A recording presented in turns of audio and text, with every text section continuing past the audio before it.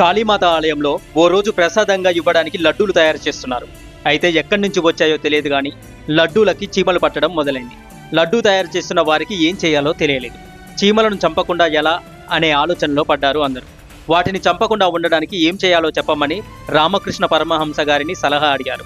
అప్పుడు ఆయన చీమలు వస్తున్న దారిలో చక్కెర పొడి చల్లండి, వాటిని తీసుకొని చీమలు అటు నుంచి అటే వెళ్ళిపోతాయి, ఇక ఇటు రావు అని సలహా ఇచ్చారు.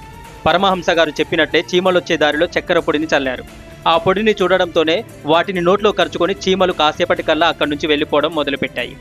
సమస్య కొలిక్కి వచ్చింది. ఈ దృశ్యాన్ని చూసిన పరమహంస గారు ఇలా అన్నారు, మనుషులు కూడా ఇలానే చేస్తుంటారు. మనుషులు కూడా ఈ చీమల లాంటి వారే. తాము కోరుకున్న వాటిని పొందాలనుకుంటూనే తమకు తెలియకుండానే దానిని మధ్యలోనే విడిచిపెట్టి మరొకటేదైనా దారిలో కనిపిస్తే దానితో సరిపెట్టుకుంటారు తప్ప ముందనుకున్న లక్ష్యాన్ని విడిచిపెడతారు అని చెప్పారు. ఈ కథలో చీమలకు కావలసింది చక్కెర కాదు, లడ్డూలు. కానీ చక్కెర పొడి చల్లగానే ఒక్క చీమ కూడా లడ్డు కోసం ముందుకు రాలేదు. భగవంతుడు సర్వస్వం అనుకొని మనం కూడా అలానే ధ్యాన సాధన మొదలు పెడతాము. కానీ మధ్యలో ఎవరో ఏదో చెబితే దాని వద్దకు వెళ్ళి మన సాధన అంతా వృధా చేసుకుంటాము. అలాగే ధ్యానంలో ఇబ్బందులు ఎదురవుతుంటే ముందు నామజపం చేస్తూ మన లక్ష్యాన్ని గట్టి సంకల్పంగా స్థిరపరచుకోవాలి. అంతేగాని దారి మరిచి మాయలో పడిపోకూడదు. నామజపం సర్వకాల సర్వవేళలో చేయవచ్చు.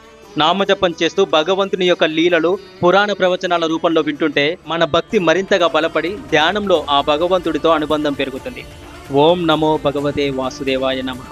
ఇలాంటి మరెన్నో వీడియోస్ కోసం మన ఛానల్ని ఇప్పుడే సబ్స్క్రైబ్ చేసుకోండి. హరే కృష్ణ.